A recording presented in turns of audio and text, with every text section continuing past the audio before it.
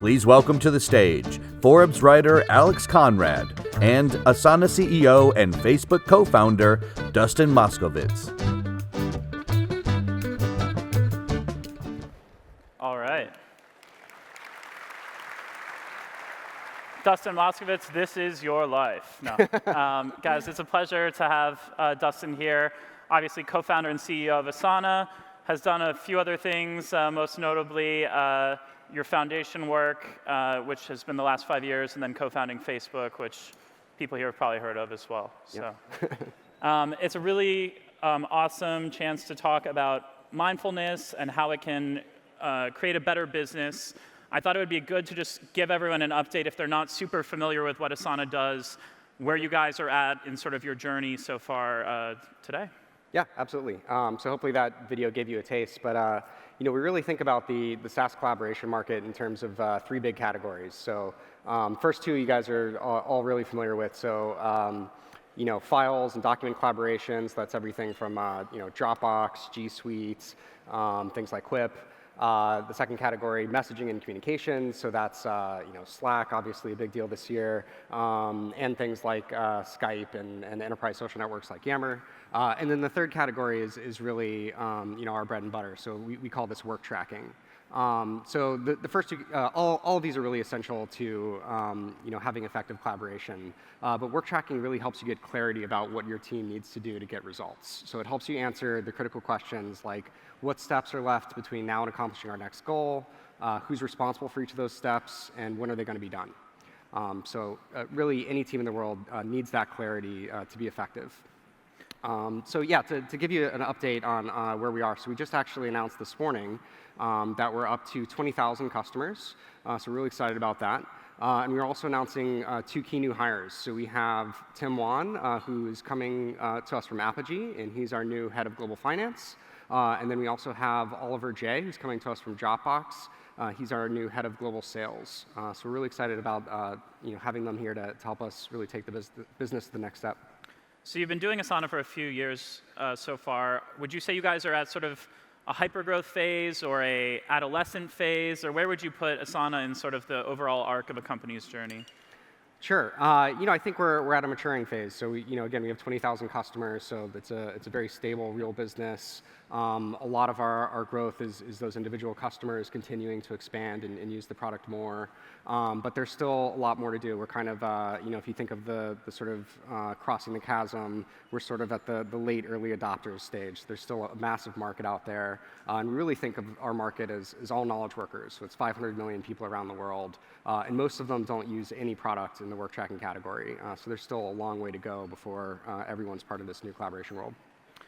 Now, is this a company where you can sort of be heads down and just work on improving the product one feature at a time, or do you feel like you guys are in a sort of high stakes, more stressful race, or what would be sort of the atmosphere at you guys? Because as anyone who uses productivity software knows, there are a lot of very smart people working in this broad category.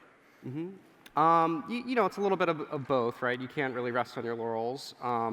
But again, the vast majority of the market doesn't use anything. They're still using the tools of 10 or 20 years ago, email, large meetings full of status updates, just writing things on a whiteboard. So it's going to take at least a few more years for that to really develop. So we're really focused on just executing the strategy that sets us up for success in the long run.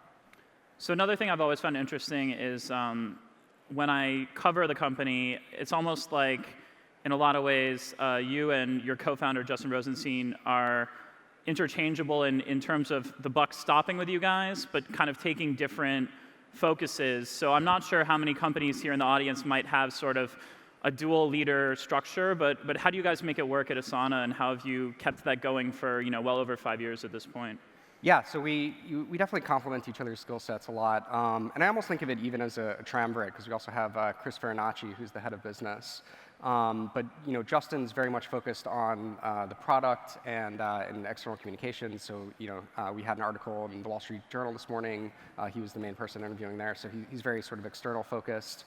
And I'm much more focused on execution and helping the company, helping make sure we have a great culture and a great environment. So I'm much more inward focused on things like process. and between us and then with Chris running marketing and sales and customer operations, we've got everything well covered.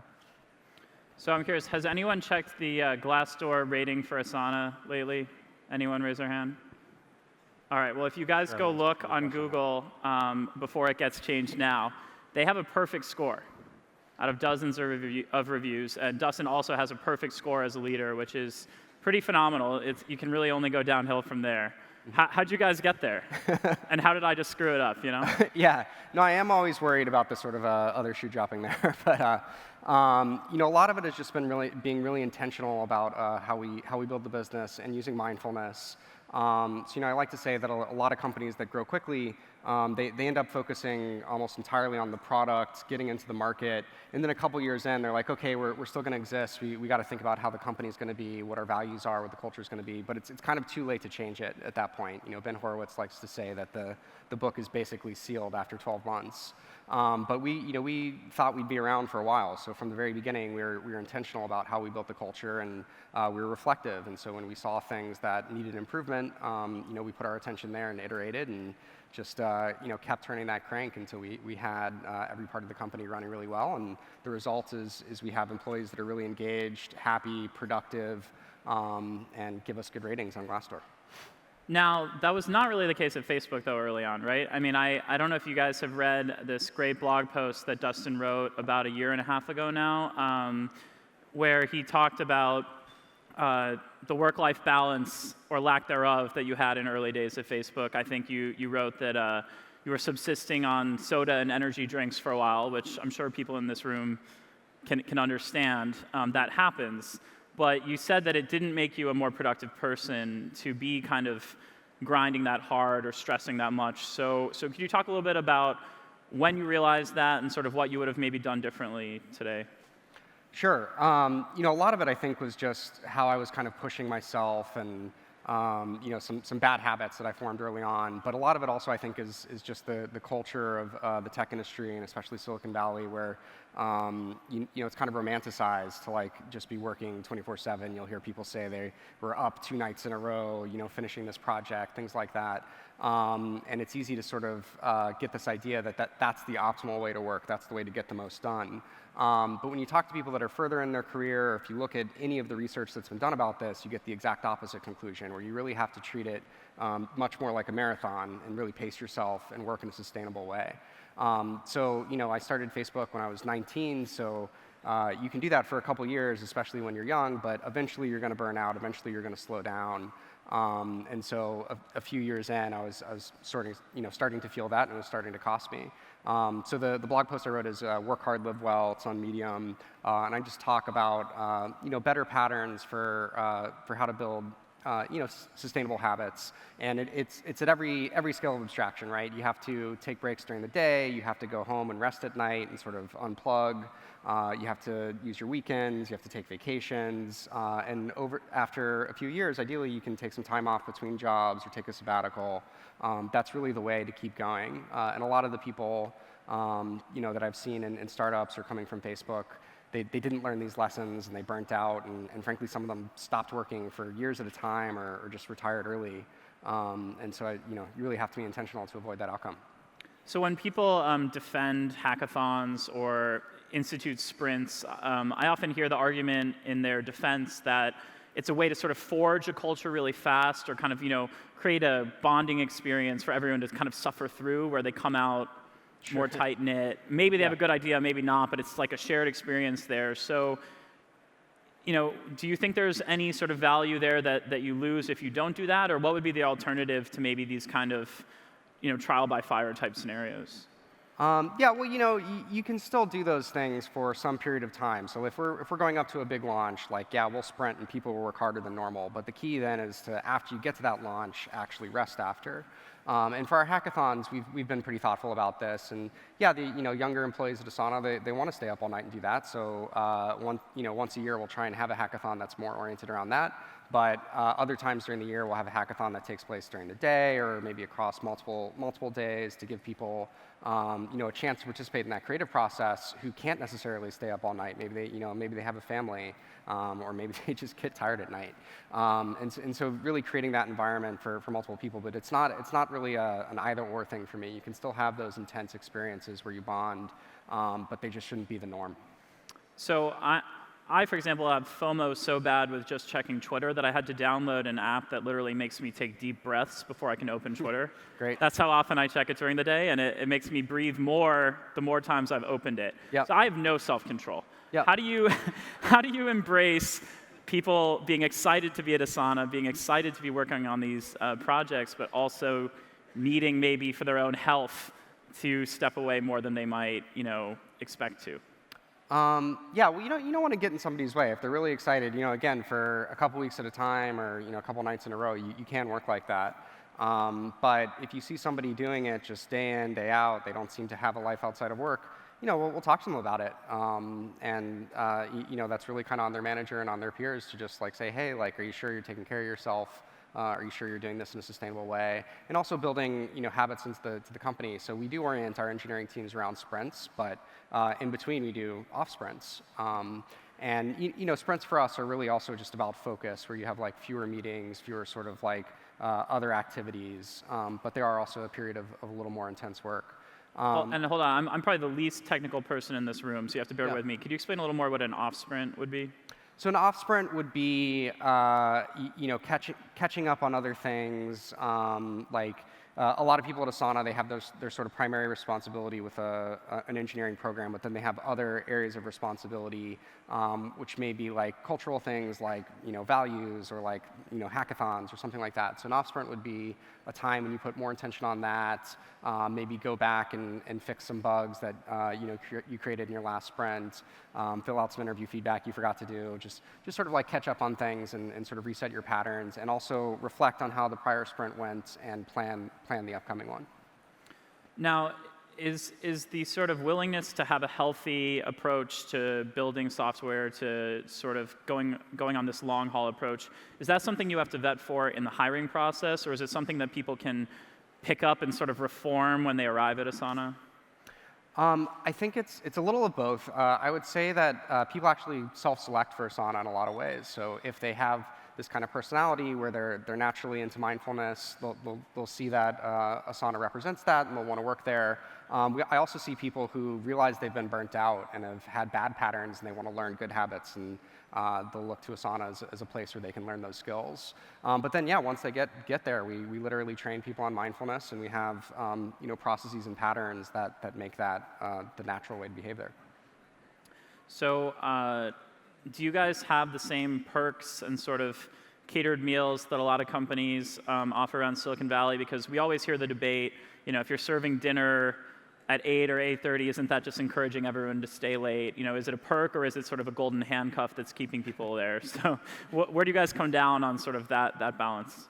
We want to have a great environment, but again, it's in service of optimal productivity. So if you're keeping people till 8:30 or 9, yeah, I would argue that's actually shooting yourself in the foot, even though you're getting more face time. I gotta assume that those hours, sort of 7 to 10 p.m., just aren't as productive as the ones at the beginning of the day. So we do serve dinner. We serve it at 6:30. I think over time, there's actually kind of a long line right now. I imagine over time we'll shift that in a little earlier. And that's just sort of a compromise position. And maybe about a third of the company actually stays for dinner, and other people are going home before that, and that's totally culturally okay.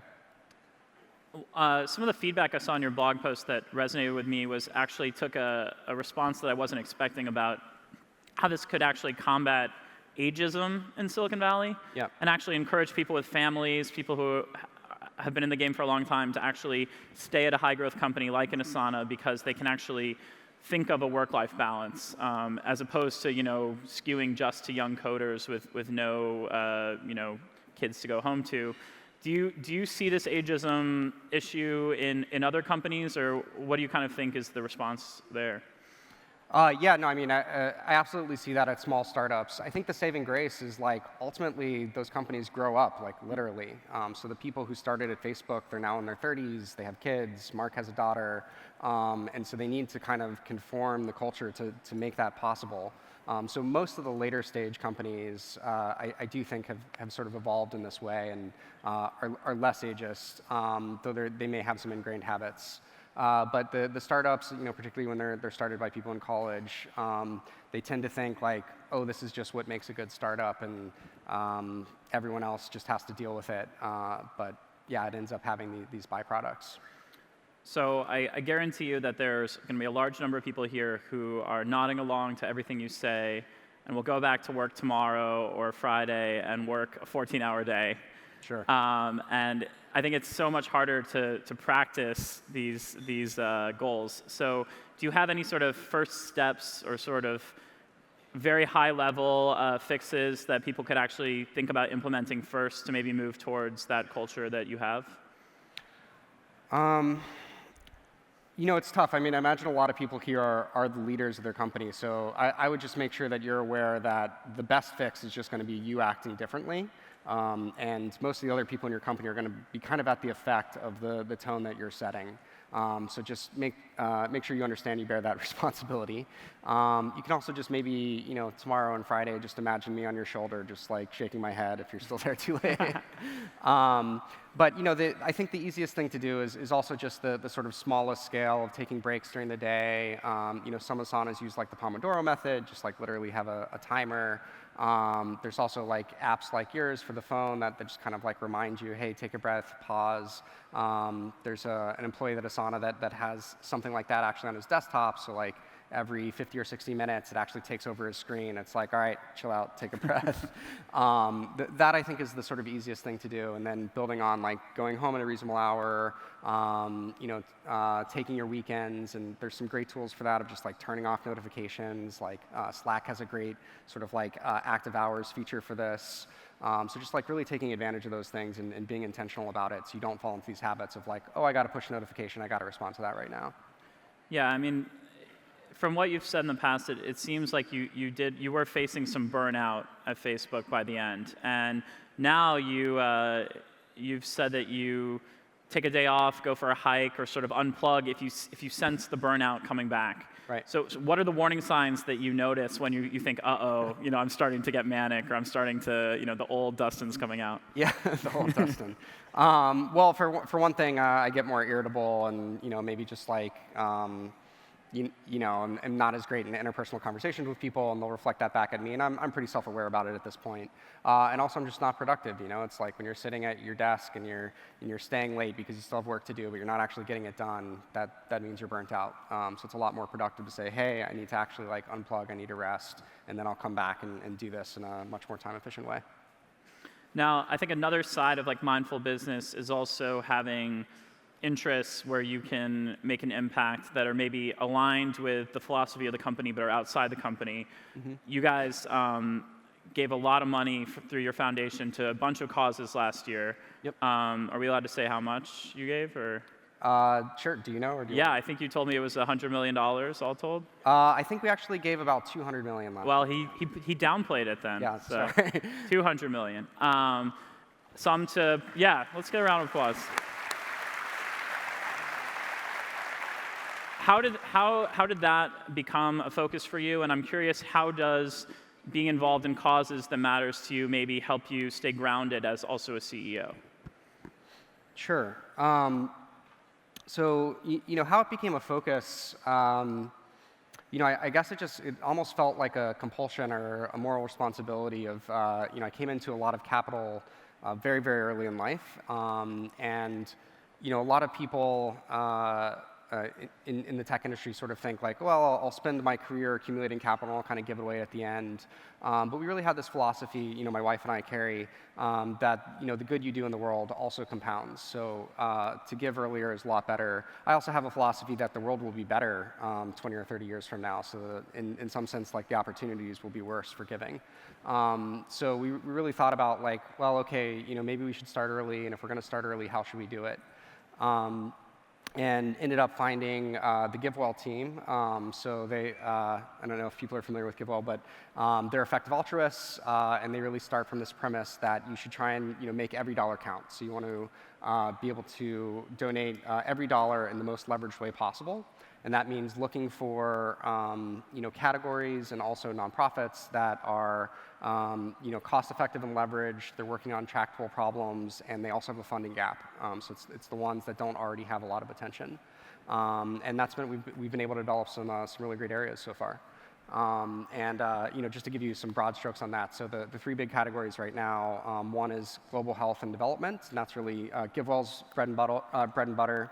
And then we also have a new organization, the Open Philanthropy Project.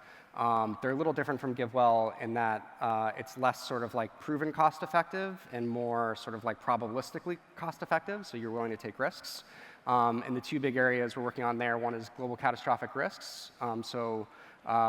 Sub-focus is there on biosecurity and preventing pandemics, and also risk from advanced artificial intelligence. And then the third area, which is really relevant to what's happening in the news right now, is we work on US public policy. So we've had a program for a couple years now working on immigration. Obviously, that's very relevant. And also, thank you. Working on criminal justice reform is actually probably our largest program. That hasn't been in the news lately, but if Sessions gets confirmed next week or later this week, then it will become a big deal. Yeah, so Asana was one of the tech companies that signed a amicus brief supporting the state of Washington against Trump's executive order on immigration. It seems like you have certainly positioned the company to be a voice for the tech community. Is this something that your employees are calling for? Is this something that as a CEO you guys kind of are setting this culture for the company, or how do you end up in this position as sort of one of the leaders in opposing a policy that might have moral or business or both ramifications? Sure, I think it's a little of both. Certainly, Justin and I and Chris too are just like very quick to want to respond to these things. So when something happens, we're almost immediately sort of discussing what we should do. But yeah, our employees at this point just kind of expect it, and if we go more than 24 hours without saying something, they're going to start to ping us. I'll also just point out we're in really good and numerous company on the brief that you discussed. So there were 97 companies that joined. Little bit of background there, the deadline was actually pulled in, and it kind of became a fire drill on Sunday, but there is another like 100 or more companies that were meant to join and maybe will join later. So there's really almost any company I could think of was in this giant list of everyone they had collaborating on it. So I think it just seems like a consensus viewpoint at this point. So you give tens of millions to causes that might kind of be related to the current political climate. You also, as CEO, have a great platform to speak out. For people who maybe don't have the personal wealth to give on that side, how would you recommend they leverage what networks they have or what impact they might have to make a difference more on that second side? I think this is something we're all sort of still collectively figuring out. But the things that immediately come to mind, so certainly just being active, paying attention to what's happening in the news. I think there's an instinct for a lot of people to kind of just like turn away because it's very upsetting, but being educated I think is a big deal. And also just like talking to the people in your networks that may feel differently, including some hard conversations with family.